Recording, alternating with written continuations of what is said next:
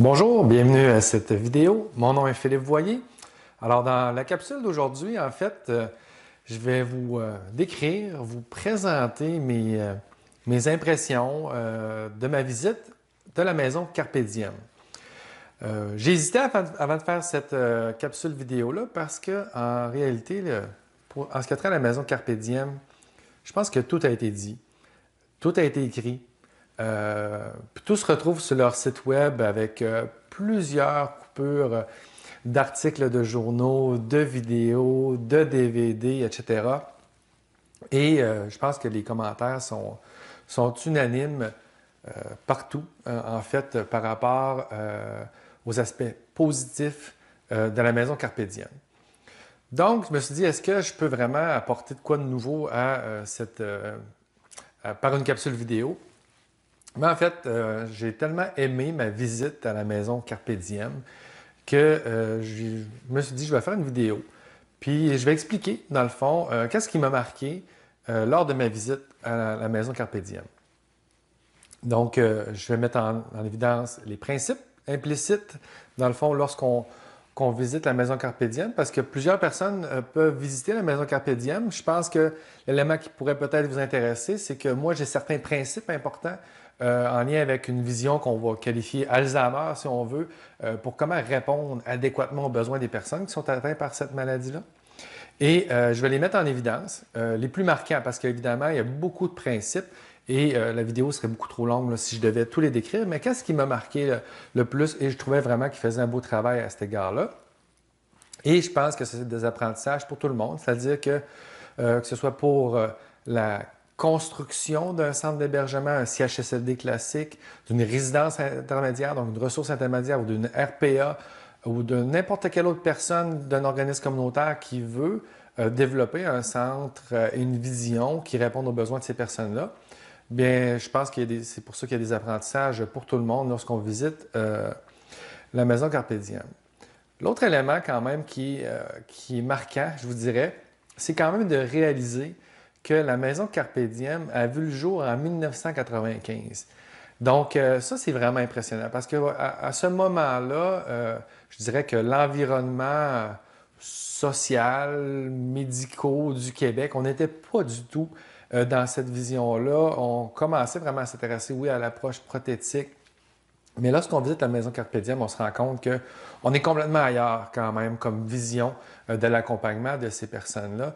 Alors, il faut donc féliciter vraiment, oui, Nicole Poirier, évidemment, comme grande leader de ce projet-là, mais en lisant un peu sur le site web, on se rend compte qu'elle a quand même fait ça en collaboration, a été appuyée au départ, en tout cas, par la Société d'Alzheimer de la Mauricie. Donc, c'est vraiment une belle vision que toutes ces personnes-là avaient et que, évidemment, par ses connaissances, son expertise et sa passion, Nicole Poirier a réussi là, à réaliser tout ce projet-là.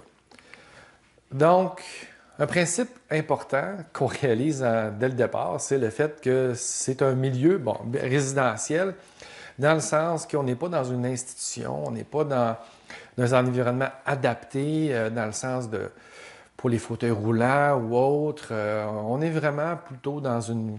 C'est un ancien presbytère, si je ne me trompe pas. Donc, on est vraiment dans quelque chose de classique. Donc, rien de supplémentaire que ce qu'offre une résidence habituellement. Et comme vous voyez sur la photo, dans le fond, on a juste une affiche, petite affiche, très discrète, maison Carpe Diem. Mais tout le reste, finalement, on se rend compte rapidement de l'importance de l'approche, de l'importance des gens, parce que c'est ça qui fait le plus vivre, finalement, la maison Carpe Diem. C'est pas qu'ils ont une construction physique d'une maison avec une adaptation technologique basée sur la domotique de cette clientèle, pas du tout. C'est très sobre, mais il livre un service de grande qualité. Donc, un principe qui est clair que pour tout professionnel de la santé, qui nous perturbe un peu quand on se rend compte, c'est que finalement, il n'y a rien de barré. Hein? Les gens ont un accès extérieur libre. Donc, une personne qui est résidente là ou qui vient du centre de jour peut entrer et sortir de la maison librement.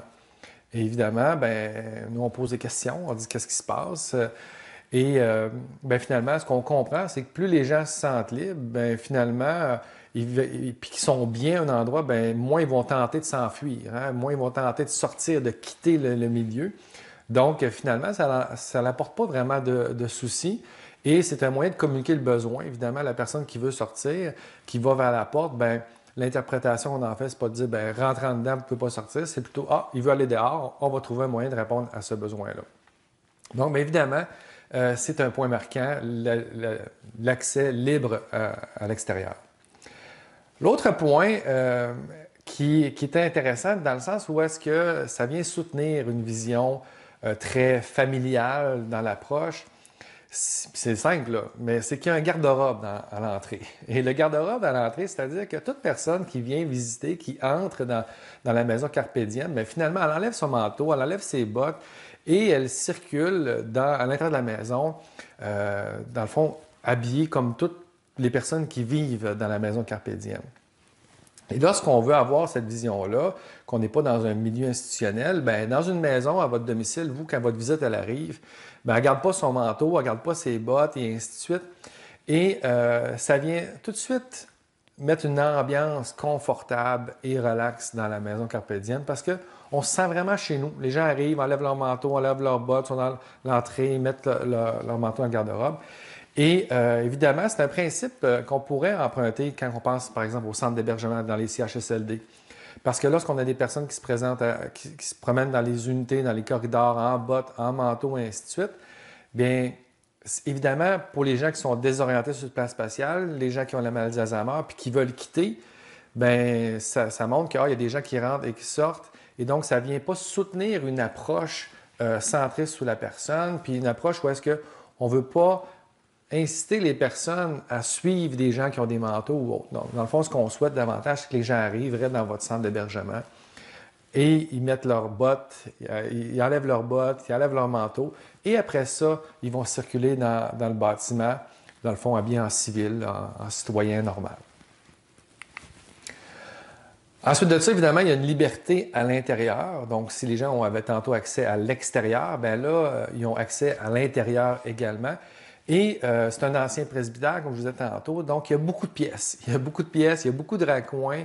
Il y a une belle grande escalier, comme vous voyez là. Bien, les gens peuvent circuler partout où ils veulent dans cet environnement-là.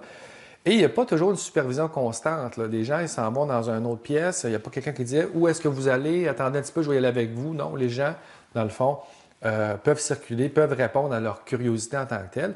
Et si jamais ils se sentent surstimulés, bien, eux-mêmes, par leurs propres moyens, peuvent se déplacer dans une autre pièce et finalement trouver le calme. Et à l'inverse, s'ils s'ennuient, facilement, ils peuvent aller dans un salon ou autre et ils vont avoir des gens, puis là, évidemment, bien, ils vont pouvoir avoir des contacts sociaux.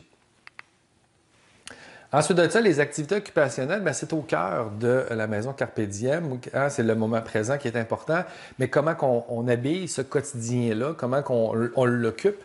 Est-ce qu'on a 3 techniciennes en loisirs qui viennent faire plein de jeux avec les gens? C'est pas ce que j'ai observé. En fin de compte, ce que j'ai observé, c'est davantage qu'on utilise les activités domestiques pour occuper les gens, pour continuer la vie dans des activités pour lesquelles ils ont encore les compétences pour le faire. Donc, vous voyez la corde à linge ici avec le linge qui est étendu. Bien, c'est des personnes qui vivent là qui peuvent finalement participer à ces activités de lavage, de lessive, mais aussi pour mettre la table, la préparer, pour couper les légumes et ainsi de suite. Donc, les gens participent à toutes les activités. Donc, ça, c'est aussi un principe important. Lorsqu'on fait tout pour nos résidents, par exemple, dans nos centres d'hébergement, bien évidemment, il faut qu'on crée des activités de loisirs pour les occuper parce que tout le reste est fait de façon beaucoup plus institutionnalisée. Je vous rappelle, quand j'avais fait la visite du village Alzheimer aux Pays-Bas, même si c'était un centre d'hébergement de 152 personnes, chaque petit îlot avait sa cuisine et sa salle de lavage pour occuper finalement les gens au quotidien. Bien, finalement, j'ai retrouvé ce principe-là à la maison Carpe Diem aussi. Autre principe important, l'acceptation du risque. Donc, il y avait un foyer. Donc, ce n'est pas un foyer électrique, ce n'est pas une simulation. Il y a un vrai foyer. Et ça peut être des personnes avec la maladie qui coupent le bois avec une hache, oui, et qui partent le feu également. Donc, encore là, c'est un principe qui est majeur dans une approche où est-ce qu'on veut maintenir la vie, la qualité de vie. C'est, écoutez, il faut vivre avec le risque qu'il y ait des accidents, mais on préfère avoir de la vie avec un risque que pas de vie du tout sans, c'est ça, pas de vie sans risque. Donc, on aime mieux quand même vivre avec la présence de risque. Toujours dans cette notion de présence de risque-là, j'ai demandé d'ailleurs à Mme Poirier quand j'étais là, je dis écoutez, il faut qu'on en prenne une photo, là, parce que vous avez des gens ici, plusieurs personnes avec le centre de jour qui ont des troubles cognitifs, vous avez une cuisinière et elle est réelle, et dans le fond, il n'y a pas eu de problème jusqu'à maintenant, et après plusieurs années. Donc, c'est encore là la notion de vie avec le risque. Et on pourrait penser que la Maison Carpe Diem fait une sélection là, très minutieuse des personnes qui viennent à la maison, qui sont hébergées là, parce qu'on se dit, ben, ces risques-là, on ne peut pas prendre n'importe qui. Mais quand même, quand j'ai fait ma visite, il y avait entre autres deux messieurs là, qui étaient assis à la table, là, et les deux messieurs étaient avec une intervenante, et ils préparaient la soupe du soir. Et il y avait entre autres un monsieur qui avait un trouble neurocognitif majeur de type frontotemporal. Donc, les gens qui connaissent ça savent que c'est des gens qui ont plus de désinhibition, qui ont plus de rigidité mentale, qui généralement sont plus difficiles à soigner, à accompagner, et ainsi de suite. Mais finalement, ce monsieur-là était à la table avec un couteau, il coupait les légumes de façon très minutieuse.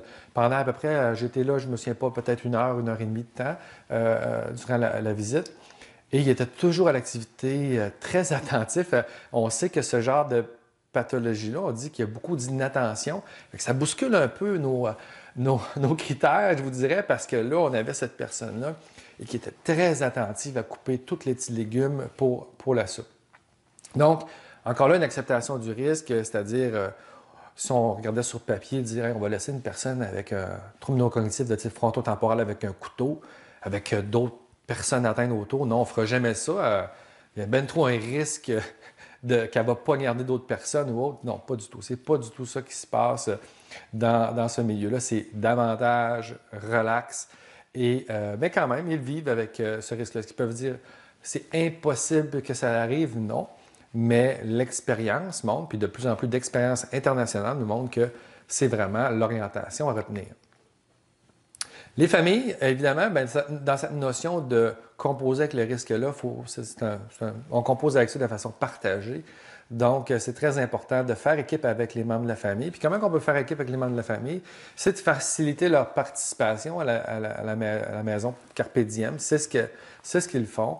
Et les familles peuvent venir, peuvent quitter, peuvent sortir avec leurs proches, évidemment, là, sans aucune contrainte. C'est la vie à son naturel qui se passe à Carpe Diem. Autre élément, bien évidemment, il y a comme n'importe quelle organisation, il y a un petit peu de paperasse à faire quand même. Il y a des liens à faire parce que à Maison Carpe Diem, oui, c'est une unité d'hébergement, mais ils ont aussi un centre de jour et ils font aussi de l'accompagnement à domicile. Donc, ça prend des intervenants qui puissent communiquer avec les différents services, avec le CIUS également, pour faire de la collaboration. Et ici, vous voyez, c'est au deuxième étage et au bout du corridor, là, parce que la luminosité est forte là, dans l'image, bien, en fait, c'est le bureau. C'est le bureau d'une intervenante qui est là. Parce qu'en fait, quand on circulait dans la maison, on arrivait dans une pièce, c'était un bureau, une chambre, une salle de bain, un autre bureau. Donc, finalement, je demandais à l'intervenante qui était là, bien, est-ce qu'il y a des gens qui rentrent dans ton bureau des fois? Oui, ils rentrent dans son bureau. Est-ce que des fois, ils s'assoient puis ils saisissent tes papiers? Oui. Mais est-ce qu'il y avait un drame? Non, il n'y avait pas de drame. Dans le fond, la personne requittait par la suite. Donc, les intervenants apprennent à composer avec cette réalité-là, de vivre dans le milieu avec les gens. Et s'il y a des gens qui arrivent, bien, ils interagissent avec parce que c'est le moment présent qui compte. Ensuite de ça, bien évidemment, c'est tout de l'ameublement résidentiel, parce que l'ameublement résidentiel permet quoi? Permet que des personnes qui ont des troubles de mémoire de reconnaître rapidement la fonction de cet ameublement-là. Et ce que j'ai aimé, c'est des aspects ingénieux qu'ils ont fait. Je n'avais pas vu ça à d'autres endroits parce qu'on a souvent des plans de travail plus organisés à cause de la taille de nos unités ou autres. Mais ce qu'on retrouvait à la maison Carpe Diem, ben, c'est que lorsqu'on parle des particularités des gens lors des repas où les personnes s'assoient à la table parce que c'est mieux pour le déroulement du dîner ou du souper, bien, s'il y a un intervenant qui se pose des questions, bien, finalement, où se trouvent les solutions? Bien, c'est entre autres dans le vaisselier que vous voyez là, dans un tiroir. On tire un tiroir, et oups, et voilà, on a toutes les informations nécessaires. Si on est dans la salle de bain et qu'on se pose des questions, bien, l'information se retrouve aussi dans la salle de bain. Donc, c'est une manière quand même efficace de rendre accessible, bien que c'était discret, les informations utiles pour les intervenants. Autre chose, évidemment, les intervenants qui sont là sont formés. Ils reçoivent toute une formation, de la formation continue, de l'accompagnement, donc ça, c'est sûr. Mais quelque chose que j'ai vu quand j'étais présent, puis c'était vraiment le fait qu'on sollicite le talent des intervenants qui sont sur place. Donc, entre autres, ici, ce qu'on avait, c'était un intervenant qui joue de la guitare sèche. Et à un moment donné, bien, il s'est mis à jouer de la guitare. Et qu'est-ce qu'on s'est rendu compte rapidement dans le salon? Ben là, il y avait du monde. Il y avait beaucoup de monde. En fait, il n'y avait plus de place. J'étais debout avec Mme Poirier parce que tous les fauteuils et divans étaient occupés parce qu'on écoutait cet intervenant-là jouer de la guitare en tant que tel. Donc, solliciter les talents des intervenants, la musique était au cœur de la maison Carpe Diem, entre autres durant ma visite. Donc, évidemment, comme je vous disais, j'essaie de tenir ma présentation très courte parce que j'en aurais long à dire. Mais moi, ce que je veux souligner, entre autres, c'est le travail exceptionnel, évidemment, de Nicole Poirier et de son équipe. C'est une leader extraordinaire. Quand j'étais là, elle a mis beaucoup en valeur le personnel, les intervenants avec qui elle travaille, dans le fond, les gens de son équipe. Et c'est pas pour rien qu'aujourd'hui, bien évidemment, oui, la maison Carpe Diem, c'est à Trois-Rivières, ça rayonne, mais ça rayonne même à l'international. Il y a beaucoup d'implications qu'elle fait au niveau de la France. Donc, je pense que pour nous, même au Québec, il faudrait peut-être qu'on s'en inspire davantage. D'ailleurs, pour les gens de Trois-Rivières, eux, ils reconnaissent bien la valeur de la maison Carpe Diem puisqu'il y aura un agrandissement. Il faut quand même comprendre qu'au départ, lorsqu'ils ont créé la maison Carpe Diem, ils n'avaient pas réussi à avoir de financement parce que finalement, la reconnaissance du concept, la reconnaissance de l'importance d'une telle approche, en 1995, il faut le dire, était Mme Poirier en avant de son temps. Mais maintenant, aujourd'hui, non seulement on le reconnaît l'importance, on a un rayonnement international et il va y avoir aussi un agrandissement. Il faut dire que Mme Poirier, avec tout le centre de jour, l'hébergement, l'accompagnement à domicile, bien, ça vient vraiment travailler en synergie et de façon positive là, avec le CIUS de la région. Donc, pour terminer cette capsule vidéo, je tiens à remercier vraiment Mme Poirier pour m'avoir reçu à la maison Carpe Diem. C'était une visite qui était très inspirante pour moi, qui est venue renforcer certaines convictions que j'ai, qu'on doit mettre en place dans les différents milieux cliniques, parce que parfois les gens pensent que c'est juste à Carpe Diem qu'on peut faire ça, mais il y a beaucoup de ces principes-là qu'on peut mettre ailleurs et on le fait déjà à plusieurs endroits également. Il faut juste continuer dans ce sens-là. Mais voilà une visite inspirante et je vous encourage, vous aussi, à mettre en application les principes décrits dans cette vidéo. Alors, merci beaucoup pour votre attention.